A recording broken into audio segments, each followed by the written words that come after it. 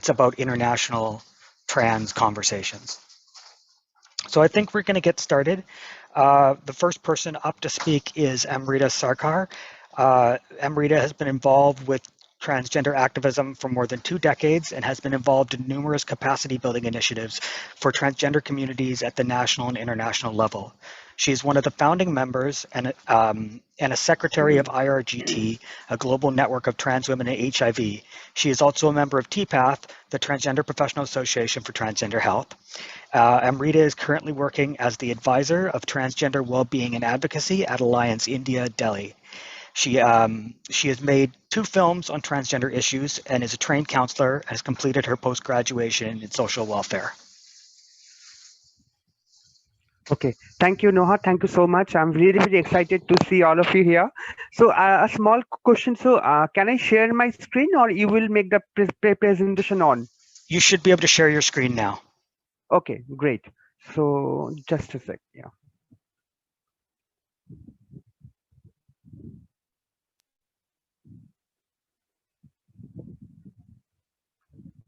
You can see my screen, right? Yes, yeah, I can. Okay, great.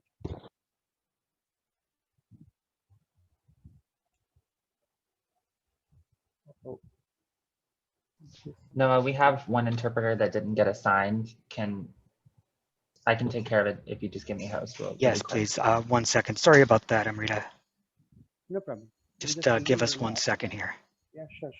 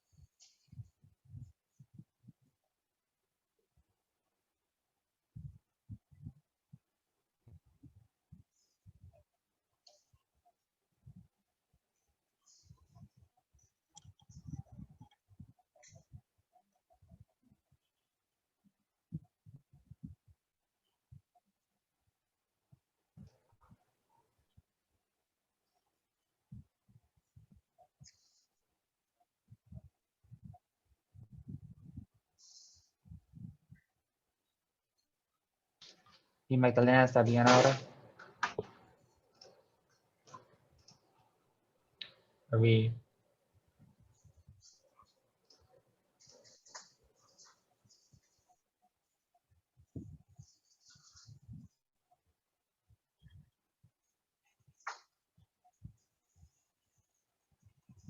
Okay, I think we're good to go. Okay, great. Okay, great. So let me start. Thank you so much. I'm really very excited and thrilled to join this conference, and I'm closely associated with TPATH, as Noah has already mentioned that. So today I'm going to talk about the transgender people, who they are, and their rights and vulnerability issues from Indian perspective. So who we are actually. So in just like other countries, here also transgender is a big umbrella term. Actually, this refers to those individuals whose gender norms is just actually the opposite of their sex assigned at birth. So transgender peoples are individuals who are of any age and sex, and they can be of different appearance, different personal characteristics, or they actually differs from the stereotypical definition of like man and woman. And sometimes they can also follow the binary norms. So if we see from the Indian perspectives, as you know, India is a country where there are so many states with so many languages, so many religions, and that actually affects on our identity also. So we have so many like local and native identities. Like if you go to South India, there is identities known as Shiv Shakti, Joktas, Jogappa, Jogamma, and most importantly, the socio-cultural group who are called Hijras or Kinnar. They are not only in India but also in other countries, as you know, in Pakistan, in Nepal, in Bangladesh, in Afghanistan. So India's last census actually carried out in 2011, and according to that, it's like 4,90,000 people are there who are identified as transgender people. But people who are actually associated with the community, they do know that this number is a really very problematic one, because they considered mostly like transgender women. Transgender men are really were not counted, and most of the time also, even people who are transgender because of preferred gender role, or like lack of ID card, those number was not counted. And this is very important because data is actually important part. And in 2008 or 2009, there was an estimation made by UNDP India, so it was like 1.8 million, and you can easily see that the actual estimation is much larger than the size actually was calculated. So this is a brief about who we are, and this is about our legal status. So in 2014, there's a very progressive judgment came out that was given by Supreme Court of India, that transgender people would be counted as third gender, and they would be granted like all the service facilities just like other people of the society. And the most important part of this judgment was that anyone who is self-identified as a transgender person, or even can go for a like binary identity like male or female, were absolutely allowed to do that. But uh, lack of interrogation, lack of intervention, actually nothing has happened after this judgment came in 2014. And later, much later actually, another act actually came in place. It's called Transgender Person Protection of Rights Act. So now in Indian context, this act is uh, very much active. This is allowing in individuals to self-perceive their gender identity, and provides for the identification of transgender person and confers them with the certain rights and benefits. uh, Here is the catch. It's saying that transgender person can go for self-perceived identity, but actually to get this identity, to get the ID document, one has to go to the district magistrate first. So district magistrate has to issue a certificate that okay, he or she is a transgender person. And again, the if the transgender person wants to go for a like binary identity like male or female, then along with the medical prescription, all those states, doctor reports and all, again he or she has to apply for the binary identity. But in case of NALSA judgment, this option was not there. That was much more broader and community friendly. So based on this act, the government also circulated a draft rule uh, that was in April 2020, and public feedback was given, community feedback was uh, given. So slightly better version is available now, because earlier the definition part also has got some problem. Though there are some areas those still are missing actually. That is like what about our marriage act, what about our property inheritance act, what about our adoption law. And also there's a very strong disparities there in the rape law.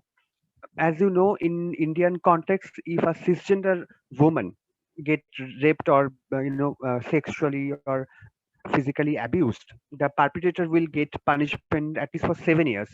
But for transgender people, the perpetrator gets punishment only from like 6 months to 2 years. And the main problem of this act is that the prime authority of a transgender individual who is not adult, who is below 18 would belong to their biological parents. But in Indian context, we have seen many times when they are thrown out from their family, they get shelter, uh, uh, with support from their community. So sometimes the community, gets support from the community itself. So in this way, there are some minus points, there are some good points, and but overall, definitely there should be more work that we are expecting actually. So this is largely about our identity and uh, legal acceptance. So the problems actually are facing actually, just like any countries everywhere, it at every walks of life, starts from the family level, start from the school level, and it's actually it's very difficult to access any public places like mall and all those shopping areas and all. I can well remember in Delhi itself, like 2 or 3 years back, I had a friend who was actually denied to get entry in a mall because security was thinking that he or she is not a so-called cisgender person, and they were thinking like they belong to the Hijra community who actually ask for money in public places. So this kind of people should not get the entry. And if I talk about the healthcare facility, yes, HIV/AIDS is a a big problem here. The current HIV/AIDS prevalence rate among the transgender population is more than 3%. But other than that, till now, even after we are having like a national AIDS control program phase 4, there are typically transgender intervention program is there, but still after that we are getting in information that community are not getting right support, right healthcare facility. And I think you will also agree that during this COVID contest it has become more complicated. I mean, people who are opting for uh, gender affirmation surgery, uh, all those dates were postponed because most of the hospitals, that actually converted to COVID hospital, and that also actually impacted our mental health part because during this COVID context, during the lockdown period, when we used to stay with our family, then we were not allowed to go for our preferred gender role. So not only the physical health part, but equally the mental health part got very badly affected. And talking about education, it is very less. I mean, if I can close my eyes, I can see like there are handful of people actually from my community who are really, I can say, like well established. Because the problem is that if we are not getting right education, then if we are not completing our education process, if there are discriminations happening at every places, then definitely we become very de motivated to complete our education, and so we uh, drop out. Then homelessness, most of the time if our families do not accept, then only two options are there: either we have to join the hijra culture, or we have to engage in sex work.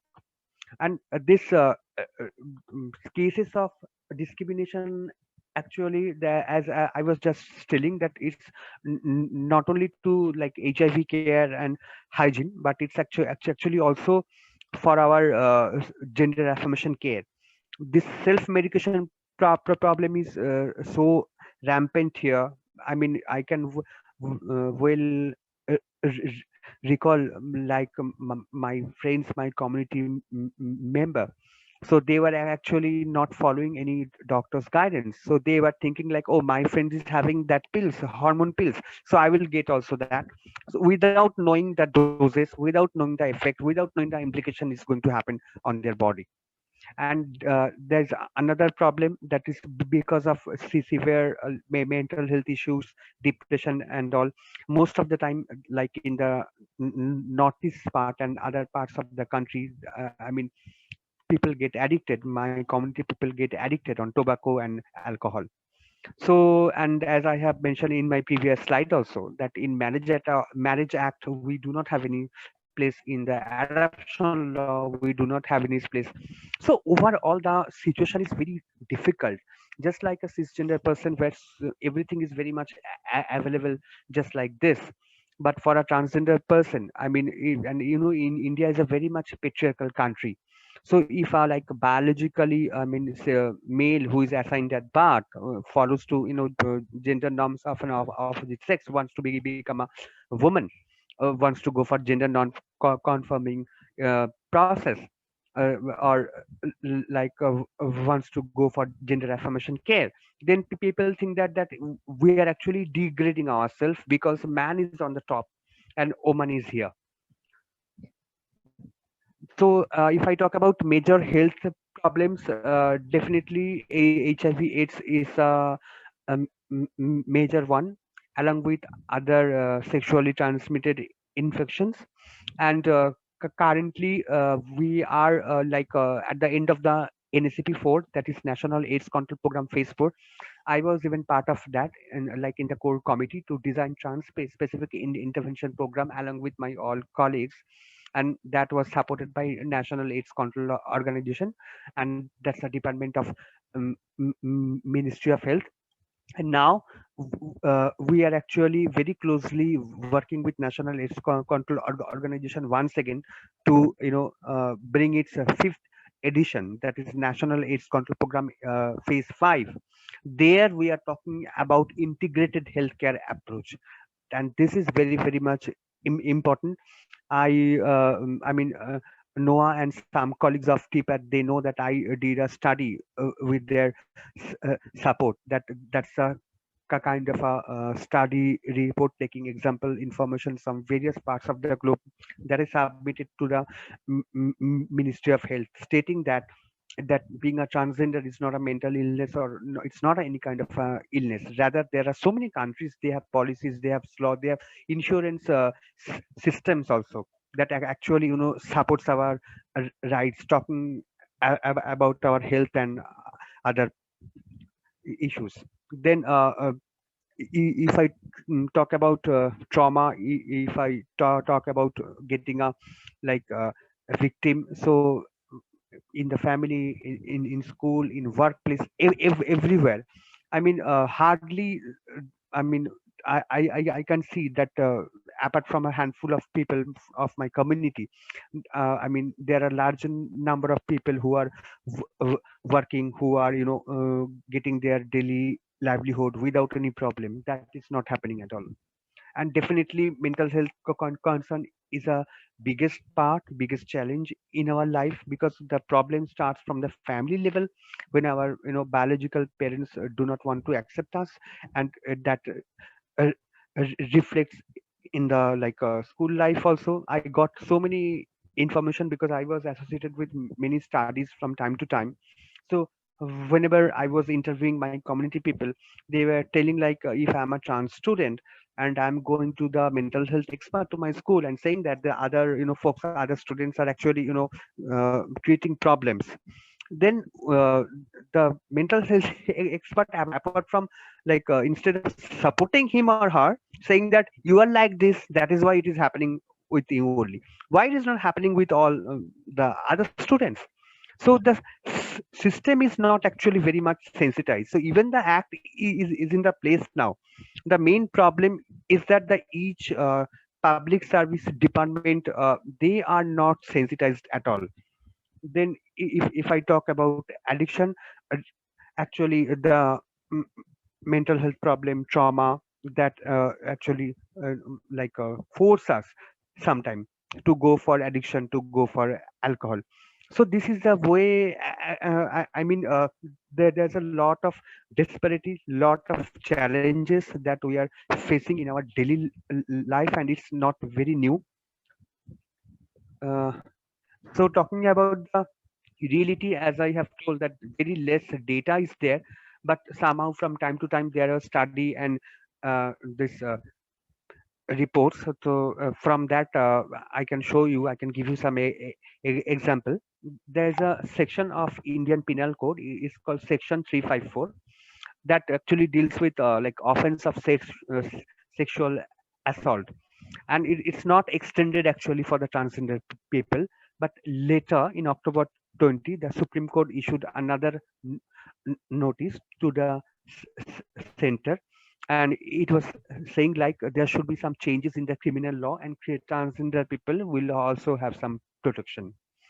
Then there was another data collection has happened in 2020 report was published by CIS, Center for Internet and Society.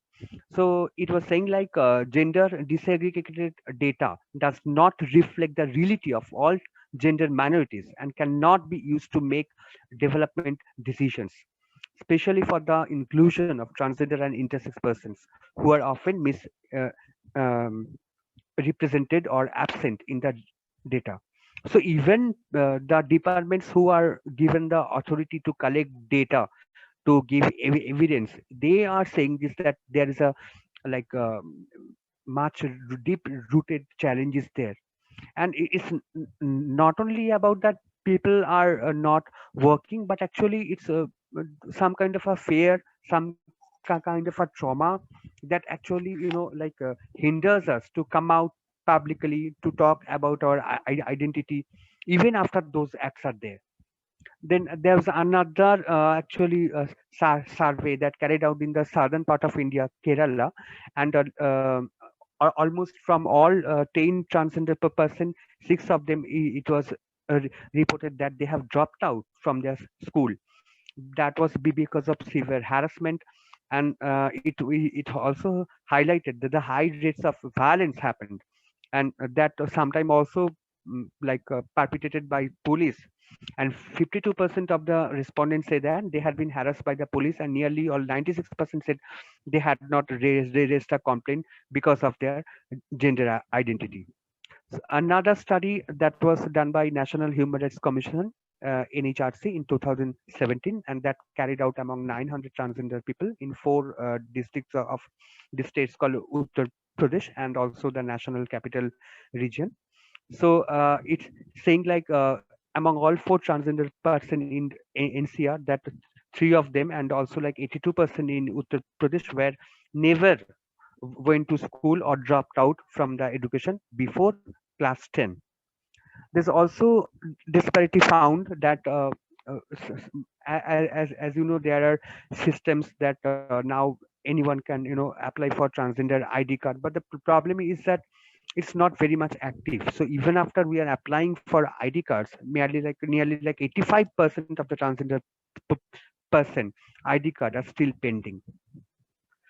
So coming out from the reality part also to some work that is happening. If I want to talk about the organization I'm working for, it's called India HIV/AIDS Alliance. We started in 1999 and we have a pan India presence.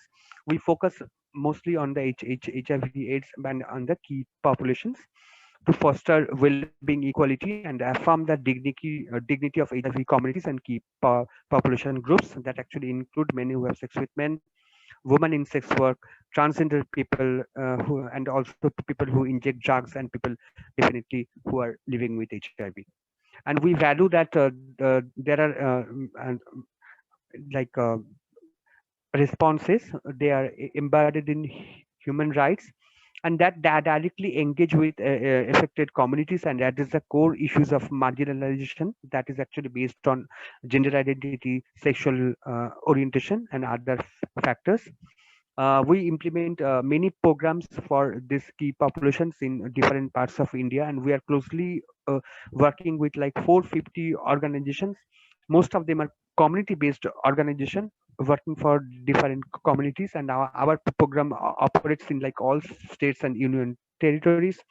As I have told that we closely work with National AIDS Control Organization and also state AIDS control societies. And currently we are also very much closely working with National AIDS Control Organization, and I am very much associated because I am doing my constant advocacy to come up with HIV AIDS program that is very much integrated with all other health package. There should be a referral system. If I'm a person, transgender person living with HIV and also need support for gender affirmation care, where should I go? So there should be a database, there should be a system where experts from the gender affirmation care field will be there. And we are also telling them that apart from health, it's education, legal aid, all those support. Actually, if yes, HIV/AIDS program has their own mandatory, that they have limited fund, but actually we are trying to advocate constantly that even you are not giving us money, but there should be a system that will support all other issues, all other challenges. At least this much you can do for us. So there are so many things actually we have to do, and how we can go further. State and central government, they have to work together closely with the community based organization, with the networks, mainly who are working for the transgender and other gender non-conforming people. There should be involvement of community at every stage. It's policy making level as well, from program monitoring, from program reporting, because community led monitoring and accountability, community participation is absolutely important. And if we talk about law, so we still have to work for law and acts, because as I have told in my previous slide, if I talk about marriage, if I talk about adoption, if I talk about rape laws, there are so many gaps and challenges. And we do have to work. Yes, there are already organizations who are working closely with each other, who are community based organization, who are civil society organization, there are networks. But even after that, we have to work more closely with each other, and so that a system can be developed actually, where community participations will be encouraged, and along with the policy makers, so that there will be a bridge. More research service studies definitely has to be done, as this is a very serious challenge, that in every state we do not have state specific accurate data, data of our education rate, data of like how many of got people who are facing violence. Because most of the time, if we are getting afraid from the police, from the legal department, because I have seen that, I have got the example from my community, that they don't want to go to the police because they have bad experience. If they are going to the police, then sometimes police also starts harassing them. So definitely a constant advocacy is needed with states, with national, and absolutely we have to do it with our other friends and colleagues with who are associated with other global organizations, so that a holistic approach can be we can look for. And so if I sum up, definitely so much has to be done. Yes, something is going on, but still to get the basic facility, just like other cisgender people, definitely we have a long way to go. Thank you so much. So I will stop here, and definitely I'll be happy to accept questions. Thank you so much for that great talk, Amrita. I'm sure folks will have lots of questions for you. I am going to hold the questions until after. For now, I'd really like to hear Petri and to hear her addition to the conversation and what it's like for you there. So, hello everyone. I hope you see my screen. Yep. Sorry, that is perfect. Okay, Everything's okay, up. okay.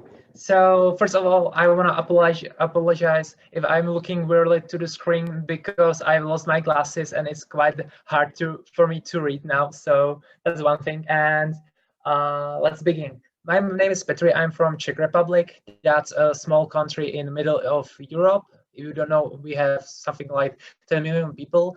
And I'm from an organization called Transparent. I'm in the trans activism for about a year and a half, and Transparency itself it's there for 5 years. And if you have some questions or want to check out our social networks, there are links to it, or you can write us email if something comes on your mind. I'll be the one who is answering you probably. And Then there we have a website too, and we have English website. If you wanna know something more about us, you can check it out on the web. And also there is English introduction video of our organization, so you should look at it. And that's it. And I would like to firstly introduce our organization. So what do? We do many things, but to sum it up, we try to make a better place for transgender people in Czechia. That means that we are organizing events like support groups, trips, and meetings, but we are also providing counseling, and also we are trying to spread the awareness of about transgender community and our issues in the public. That means we are doing workshops, some presentations, happenings. We are inviting to media to some interviews, and also we are advocating and lobbying for trans rights. And we are involved in the lawmaking. We are there as advisors, but that's a good thing, but it takes so long to get the law change, as you will see later on. So there are some photos of happy people from our trips from previous year. So that's what I have some photos here. And now for the topic of this presentation, I choose the name "The Flaws of Legal Gender Change in Czechia." And that's it, because it isn't impossible to legal change your gender, but the process and the system is time consuming, and there are some things that should be changed, and it's nothing that is hard to change, but it depends on our politicians, and that's the main issue here. So I would like to mention first what are the mandatory things that you must do if you want to legally change your gender marker. And first of all, you must find some doctor. In Czechia, it's a sexologist who is guiding you through the whole process, and you must get your diagnosis. That's one of the stigmatizing part, because it's in your medical record forever. And in the past, it was problem in some workplaces, and people don't get it. What does it mean? And they thought that you are mentally ill, for example. But it's getting better every time. That's one thing. And to get diagnosed, you must go through whole process of some medical appointments, to some examinations, and it can take some time. I think that the fastest is about quarter of the year to get your diagnosis done and have your first dose of hormones. But usually it takes about half a year, at least, more like a year. And the process is kind of bad, because you must convince the others that you are trans sometimes, and not everyone wanna go through it. Then it's necessary to get divorced, because in Czech Republic there isn't legally to be in the marriage with the same-sex person. But there is a law change upcoming, but it's upcoming for 10 years now, so hopefully it's gonna pass soon. And another thing that must be done is to stand before the approval committee. To explain, the approval committee is a group of experts from sexology, psychology, psychiatry. There are some lawyers. It's about 7 persons who does not know you.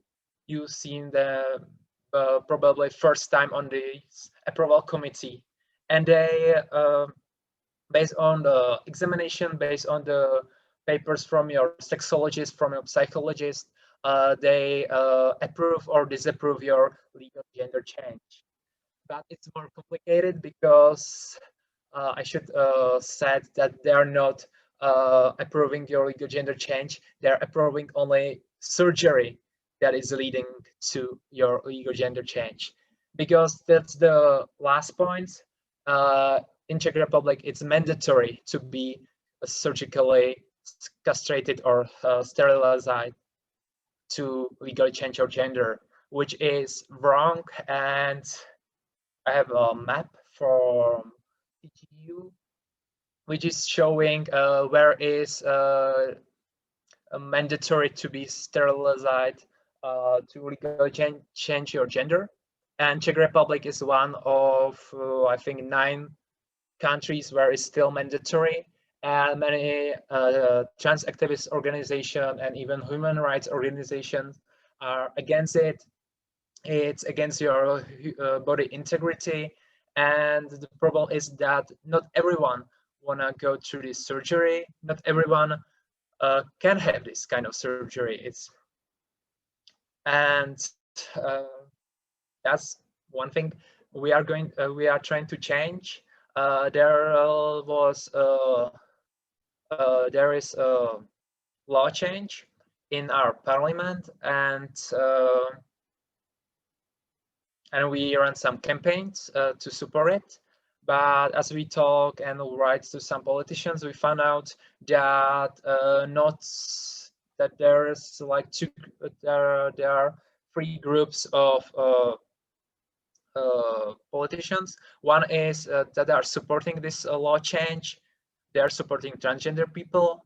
Another group is that they don't understand it. They don't want to talk about it. They just don't care about this issue. And the last group is politicians who are against transgender people in general, who thinks that we are enemies of the state, of the tradition values, and other things that are stupid and so on. There's one politician party called Pirates. Maybe you are familiar with other Pirates party in the world, which they have the law change of cancellation of the mandatory sterilization in their program, and they are also supporting LGBTQI community. And then there's one party here, but on the other hand, there are some other parties that are against LGBTQI communities, and they even are against transgender communities or change of legal gender. There's an example of one poster. Luckily for us, it's a really not popular party, and they probably do not go to parliament this year. But on the poster it says there are only 2 genders, and he's even making the white super Marxist super I would say. So you know the gesture, that's bad. And that's one thing. And another thing, there's like about a month ago, our Czech president Miloš Zeman said in interview that he finds trans people disgusting, and that we are self-harming ourselves because we are going on surgeries.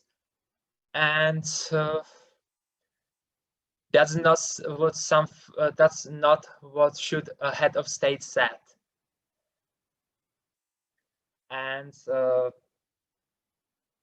but many of famous people and politicians stand up for us, and were supporting us. That was nice from them, and there was even some donations, so on. So that's to illustrate how it's in the public and the politic part of Czechia that it's not really good looking. So there was one slide with pictures that's from our campaign against the mandatory sterilization. We choose this slogan that you should sterilize pickles and not trans people. So that's one thing. And moving on. There's some sum up of the issues and obstacles in Czechia, and I should talk a little bit about another like bureaucracy and legal thing, and that's name change, because you are going to change your name twice in the process of the before you are going to approval committee. You should change your name to unisex form, and after you are getting your gender marker change, you are changing your name again to your final form, and that's, I think, time consuming, and it doesn't make much sense, because the unisex name are a little bit weird, because in Czech language there is not so many unisex names, and people are often choosing names from foreign countries, foreign languages, and it can raise some questions. Why do you have strange name and so on? And maybe it's a little bit outing, because we have our surnames have a little bit weird endings, and that might be issue. And I think it's not necessary to change all your IDs, passports, and everything twice, like in the 2 years. It's kind of strange. And what should I point out more? Maybe the availability of medical and psychological care, because in Czech Republic there isn't so many of good sexologists. There's about 10 sexologists who have some experience with transgender people, and from the 10 sexologists, only about 4 are really good. We have only positive feedbacks on them. And to illustrate it more how it's a problem, one of the best sexologists has full appointments till the end of this year.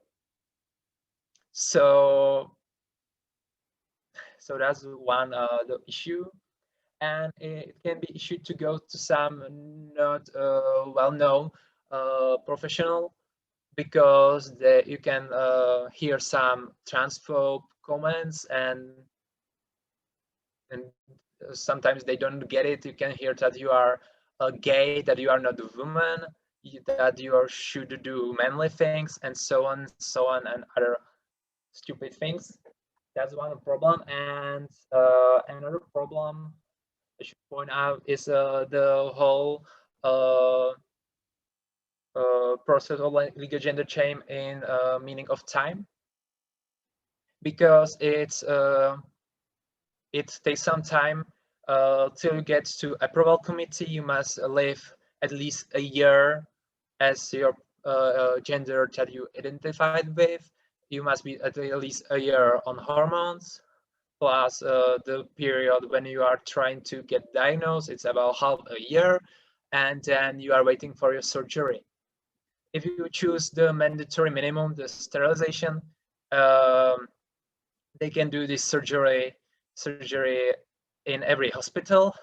So the waiting time is about 2 or 3 months, but not everyone wanna go to 2 surgeries and wanna have the whole gender reassignment surgery done with the sterilization at once. And there's only few of surgeons who can do it, and the waiting time is about 1.5 years at least. Now with the COVID situation, is when every surgery was stopped, the time is and waiting time is much longer. And so to sum it up, it takes at least about 2.5 years now with the COVID, maybe 3 or 4 years to legally change your gender marker. And we are hoping that it's going to change soon, that it should be done on self-determination or based on the examination of your sexologist. And that's, I think, all for myself. Maybe there are some issues and obstacles that are you familiar with in your country, like the transphobia inside LGBTQI community, attitude of other people, trans representation in media and so on, but I don't think that's something I should talk about more. That's all from me. And if you have any questions, you can ask now or write us email. Thank you for your attention. Thank you so much for that. Oh, sorry, I'll turn on my video. Thank you so much for that presentation. That's excellent. I know we have a number of, start video. There we go. I know we have a number of, oh, that's weird. It's telling me that the host has stopped my video. Did I? Oh, because I gave Avery the hosting powers. Ha! Screwing with me, Avery. Yeah, I know we have a number of questions that have been kind of building up. I think, is Felix here? Felix has some questions that he wanted to put for us. Put you on the hot seat, Felix. Your camera works now, Noah. Thank you.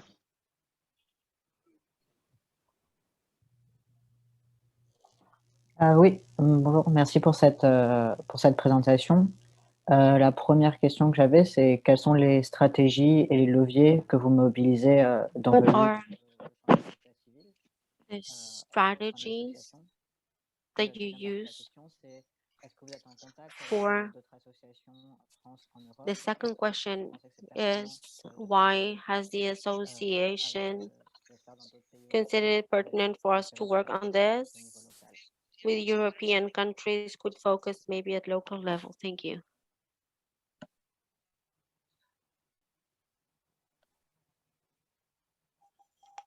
There was one question for me. I already typed the answer. So please tell me if anything is there. Oh, you mean in the Q&A panel? Yes, in the Q&A panel, there was a question and I already typed it. Oh, I see. Okay. Yeah. So Steph de Normand asked, have you engaged at all with the Accelerate program in Hyderabad? Interested in your perspective on their attempt at an integrated HIV/AIDS and gender-affirming care clinic. And Amrita, you said, yes, I know about them. We are very much working with the national AIDS control organizations to initiate one-stop centers in all the states. Thank you. And there are colleagues from Accelerate and Technical Working Group. We are close working with National AIDS Control Organization on this. Sorry, I'm being deep, Dad. And Jax has the question, for gender-affirming genital surgery for trans women, is the wait 1.5 year to begin hair removal, or does the estimate include hair removal? And I'm thinking that's a question for you, Petri. Well, if you want to get your hair removed or your beard removed, it's up to you. You can go anytime. It doesn't need some special approval. The approval from the committees is only for the surgery, for the sterilization. So you can go, you are not even hormones, you can go to some cosmetic studio and have your hair removed. But it's you must pay for it, and it's kind of costly. Okay. And we were kind of talking about, the organizers were kind of talking about what is the Czech Republic's relationship with its neighbors around trans healthcare. In terms of organizing, like, do you have networks or coalitions with nearby organizations, and what does it look like, for example, compared to, say, Hungary? Well, we are supporting our, I would say, brothers and sisters in Slovakia because there the situation isn't so good. There was one trans organization which was closed because there weren't any active people, and we are planning to settle it up again, rebuild it, and support them.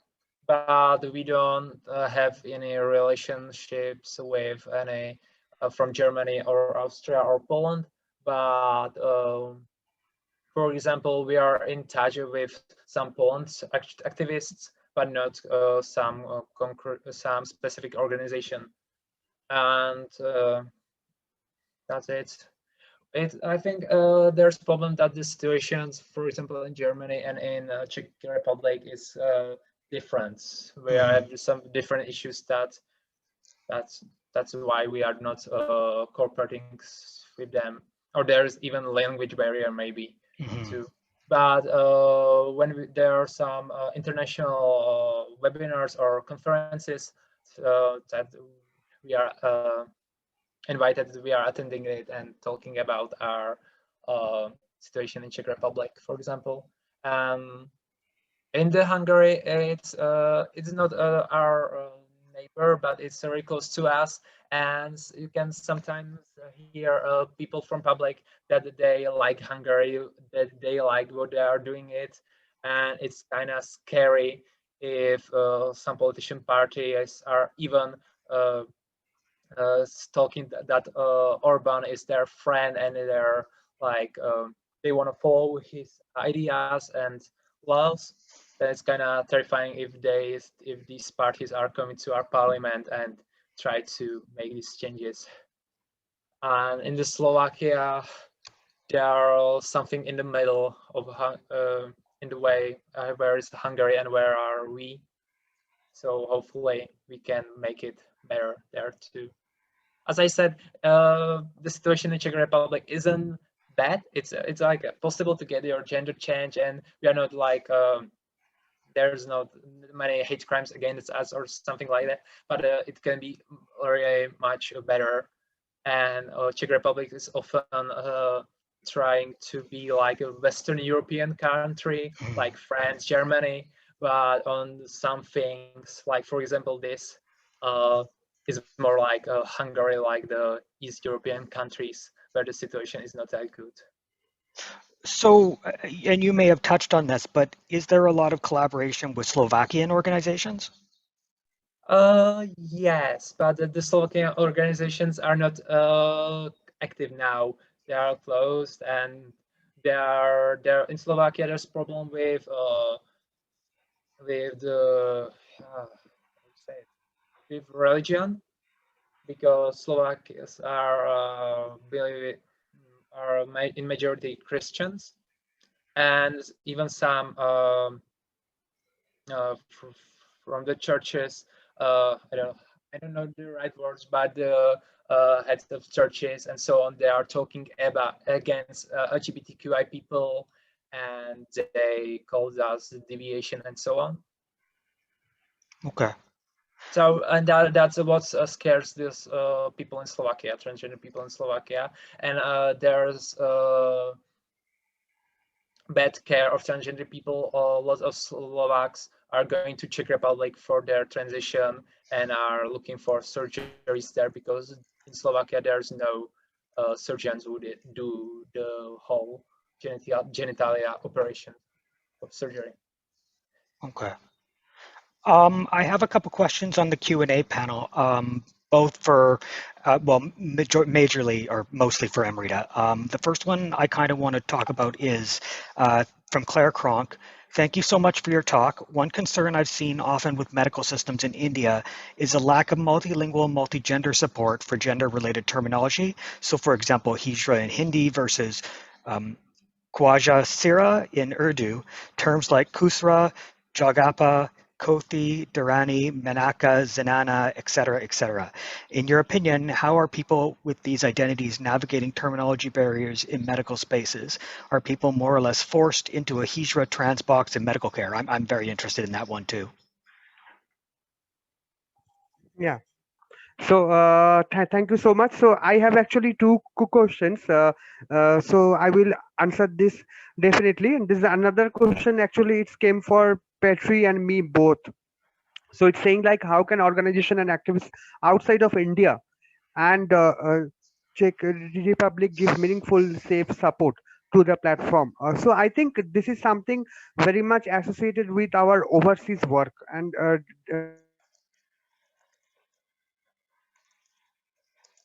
Oh, I think we froze. I lost you at overseas work. We'll give that a second and come back to it. But I'm just gonna, yep, she's gonna rejoin. There is another question that's come up in the meantime for Petri. What are the strategies that Transparent mobilize in your fight to change the legislation around the gender marker issue? Well, we ran campaigns. One was video campaign 2 years ago. Then previous year we had campaign on social networks, and we were writing to politicians. And now we are planning to ask politicians again because there are elections coming, and we are planning to do some demonstration, so to make our issues visible. But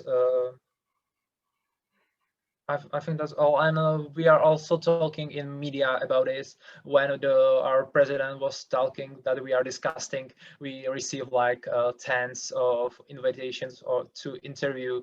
So I think that the media presentation and talking in media is going to change it, the attitude of people much more likely. Okay. And we have a hand up. I'm back. Oh, Amrita's back. I'm very much sorry for the net connection actually. So the first question I was started to give the answer is that is definitely there's a involvement is needed from the UN agencies, from the international donor bodies, because most of the trans program are focusing on HIV/AIDS only. And that is the problem, that apart from HIV/AIDS there are other big issues, just like Petri has told about it's about identity, it's about acceptance, it's about gender affirmation care. So all those issues needs to be addressed, and that will be possible only when there will be resources available, not only for the HIV/AIDS program but also for the other programs. And definitely it should be a cross learning process from we can learn from other countries. That's how that best practices can be followed in each of these countries who are actually facing problem, where transgender people are facing challenges there. And coming to the second question, actually, yes, the current scenario is that the National AIDS Control Organization is very active, fortunately now. So they have formed a technical working group. I'm a part of the technical working group. We are closely working with a set of professionals. Those are gender affirmation care, who are surgeons, who are endocrinologists, who have long-term experience. So we are taking help from them. And there is a guideline that is the big interesting news I want to give with all of you. I will share the link with Noah, and that can be shared with others. So the WPATH has their global guidelines to give trans specific healthcare. Now similarly we have like IPATH, Indian Professional Association for Transgender Health, and Association of Transgender Hijra of India, ATHI. They have come up with a medical guideline. So this guideline is published now, and because of COVID and all those part, the process had got slight delayed. The other good news is that we are also very much trying with All India Institute of Medical Science. There should be a center of excellence where all these guidelines will be available, and definitely there should be training there for the all healthcare professionals. And there are community-based organizations, civil society organization working in the different states. And talking about the language part, that is this guidelines that has been published by IPATH. Now they are in like 2 or 3 local languages, and soon they will be available in other languages also. So there is an involvement of government, the National AIDS Control Organization. There's an involvement of community, involvement of community-based organization who are working all these states. So that's the way actually we are trying to give an integrated approach to trans-specific healthcare. Even we are having our specific native identities. Yeah, thank you. Thank you. Thank you. I think Avery has a question from one of the attendees with their hand up.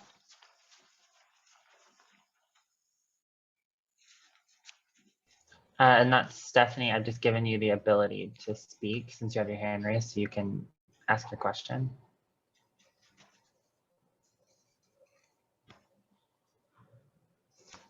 So there is a question, I think, for Petri and me both, but that's in not English.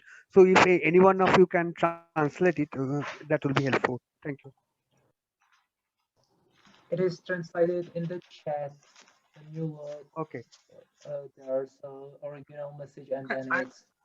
I beg your pardon. I clicked the hand up thing by mistake, so please carry on. Okay, no worries. I would like to ask a quick question. It's actually a request for materials. Petri, do you have a copy of that wonderful poster of the pickles? Sure. If you want to link that, I love that poster. Okay, I put it somewhere. You could send it to us later too. Okay. So I think these questions came from ASA. Actually, it's very much similar to the first question I have answered, that how we can get support from the other organization or colleagues from outside India. So I think this part I already talked about. But please, if you have any other queries, definitely I'm here. I had a question myself, actually, largely for you, Amrita, but I'd also be curious about the context in the Czech Republic. So in India, I know in the 2011 census, there was this third gender category that they introduced. And then since then, we had several sort of landmark things that you addressed, including this bill on the rights of trans people. And one of the things that you ended your presentation with, something we do need is data. We do actually need to be able to point to studies that show these are our needs, this is how they can be met. So I'm curious if that recent law from a couple of years ago has had any effect on the plans for the 2021 census, especially in this context of the ongoing pandemic and how bad it is in a lot of parts of India because of the government's lack of response. And I would love to hear from you about, in the Indian context, what y'all as trans communities and leaders have been doing to advocate for data, if that's something you're interested in, or if you're more invested in doing sort of data collection outside of governmental context. And I'd love to hear anything that Petri, you might have to add on that front about the Czech Republic context as well, about collecting data on trans lives to be able to sort of argue for the things that you need. Great. Yeah, thank you so much. That's a very important question, actually, that data gap is definitely is a challenge. And as I told that census is talking about that there's like 4,90,000 transgender people, and we are not very happy with that data because there are gender non-conforming people, there are trans women, there are trans men, there are other identities. So definitely the organizations who are actually working for the trans community at the grassroots level, at the field level, we do know that the actual number is far beyond from this.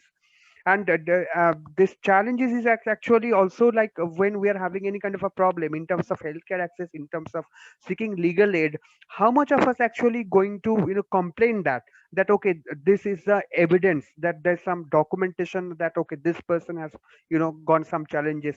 That part is really very, very much missing here. Time to time there are organizations or there is like individual researcher, they take part in this they try to do study survey. Some of the examples I have already showed in my presentation, but if I can say like state specific data or country specific data, definitely we have to work further.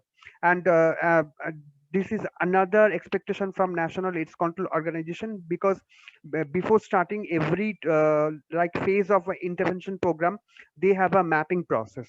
So since now they have a like a technical working group with so many expertise, and there is like a group of experts also. I think now the process will be further better, that will have more community voice. We will involve more community based organization to get the real data. But yes, it's an ongoing process actually, because still if I see the rural part of the country, definitely more help is needed there, more support, more voices needed there. So I think that's a that is a challenge, and definitely involving the community based organization, involving the researcher, involving the policy makers. So if we can all together, and that is our only approach now, that we are trying to involve each and everyone who is actually concerned for us. Yeah, thank you. If I get it right, you ask if we have some research done about transgender community in Czechia. That's right. Yeah, we've had done two. One is already have its results. You can check it out. I sent the link in chat. It's in English, so you can, if you are interested in more. It's about the fears and hopes of transgender people, and it's, I think, 3 years old. And last year we ran another research which was focused on the experience of transgender people with the medical care and psychological care, and the results are we now we are now writing up and doing it now, and it should come out later in summer. But the first things came out that the care, it's really different, and as I say, it depends on which sexologist you go, or on to which psychologist you go, and the experience are really good and really bad examples, and people are often changing their medical professionals for it. And there's a lot of people from universities that are interested in transgender community, but there's sometimes they're just fascinating about us, and they do not know much about our topics, and they are writing guys about guidance, and it's so hard to go with everyone through the whole thing. And sometimes the final works are not good because they are having they are looking at our issues from the medical point of view mostly, because the resources are in Czech language only in medical point of view, and they can't find any English good ones, or they don't look so properly. That's not good, but that's it. But there are some good examples of academia works about transgender people. Most likely there are some experience with coming out with their with problems on when they are finding job and so on. And there was in spring there was it's interesting, in spring there was a counting of our populations, like when you state what's your gender, how old are you, where are you living, and so on and so on. And it was strange that they do not include more gender options, and it's sad to see that the state does not care about this. Because this counting of people is once every 10 years, and it was a good opportunity to get some data about transgender people, about non-binary people that we are missing out, because only numbers we have are from the approval committees, and there's not everyone. So that's it. I think Felix has a question as well. I'm just going to pass it over to them.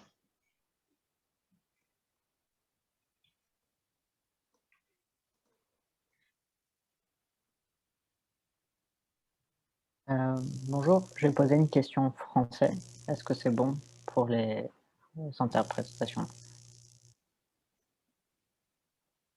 Ok. Ma question, c'était pour Petri de Transparente. Est-ce qu'elle peut peut-être nous parler un peu des différences à l'intérieur de la République tchèque entre Prague et le reste à la campagne, par exemple, si c'est possible? Merci.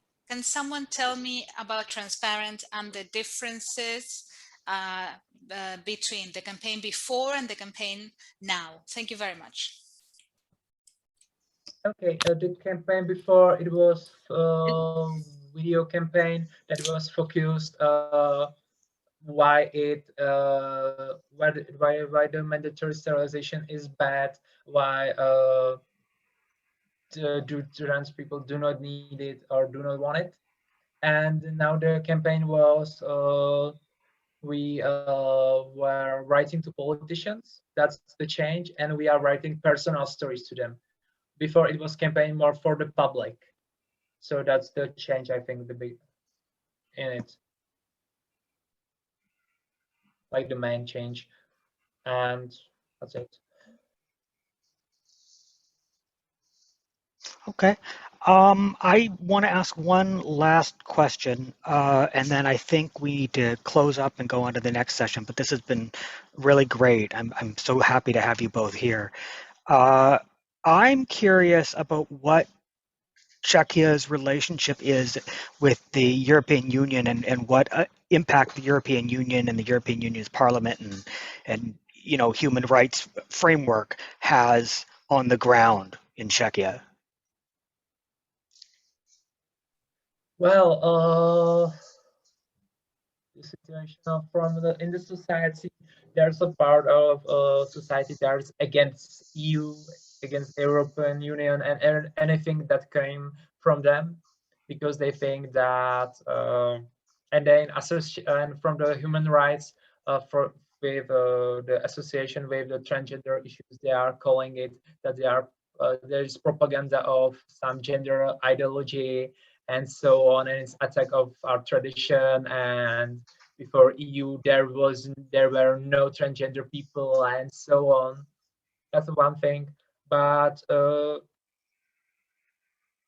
the other hand, there are again people that are like pro EU and they like it, and they want to stay in EU and to human rights.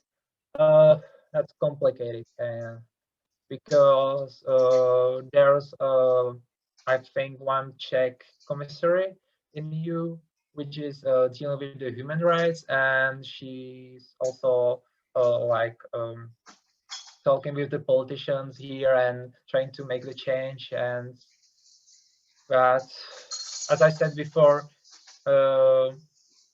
it's very stuck on the politician parties, because the politician parties and politicians which are against the law change, which are supporting the mandatory sterilization there, or they are against transgender people or LGBTQI community in general, they are also against every European Union. So that's kind of a bad thing. So the European Union has no, I think, no power to make the change or pursue or convince them their opinion. And that's, I think that's, it's pity. But I don't know if I answer you.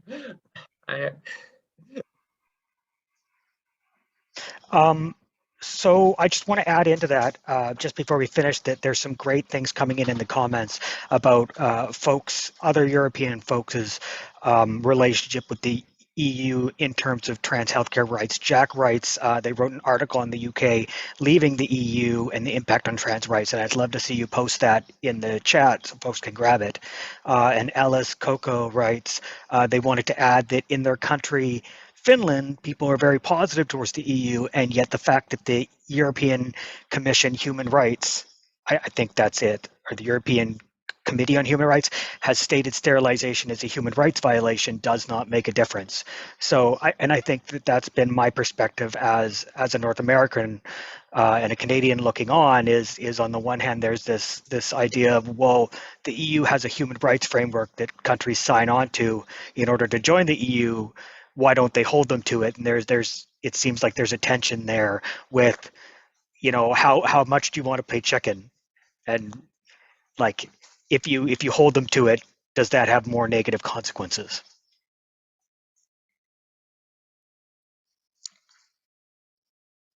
And Germany, Alex is saying that from Germany, sterilization is still part of our transsexuals law. It's just formally legally void. I am going to have to, I'm sorry to have given myself the last word. That was unintentional. I am going to have to close out the room so we can open it for the next session. But I want to thank you so much for being here. And I hope that you'll be at our next session. Hopefully it won't be so poor timing geographically.